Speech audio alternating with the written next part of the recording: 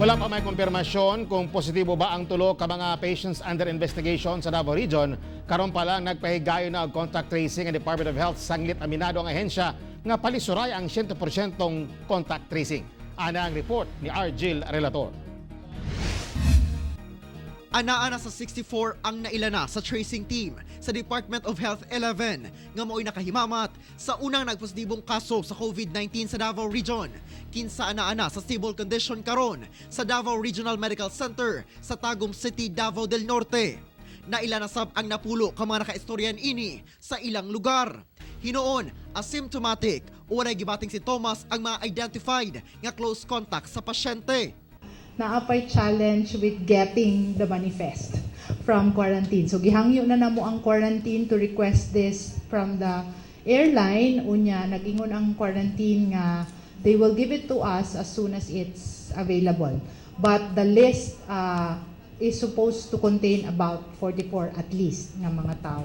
Agig pagpaniguro, gipahigayon na sab sa DOH-11 ang contact tracing sa mga nakahimamat sa tulo ka mga namatay nga gikonsiderang patients under investigation. Kinibisan pa man og wala panigula ang kumpirmasyon base sa resulta sa laboratory test sa swab samples sa maong mga pasyente nga gipadala ngadto sa RITM. Ang contact tracing supposed to be started off kung doon na tayo positive case. But because we are worried, because namatay sila still without the results, ato na siyang isugdan ang contact tracing. So initially, first, contact family members, friends, and then from there, we see kung asa siya nag-adto o kung kinsa pay other possible people nga na-come in contact. Samtang sa contact tracing sa namatay nga nagpositibo, kinsa naka-confine sa Amay Pakpak Medical Center sa Marawi City. Merong ibang lakad yan, 7 sila. Pero siya lang ang namatay and then nag-contact trace sila. Nakita nila yung 5 in good health.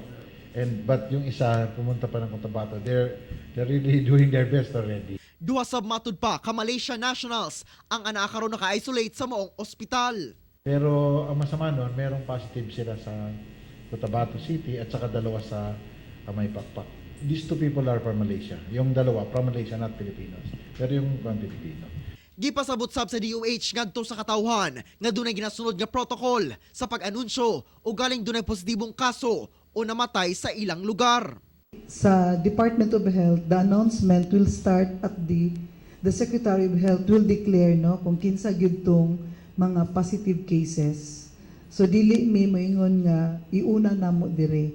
So lagi tay protocol nga the Secretary of Health or the spokesperson, then the regional director or the assistant regional director, then the provincial governor, then the municipal mayors. Ako si Argil Relator para sa One Mindanao.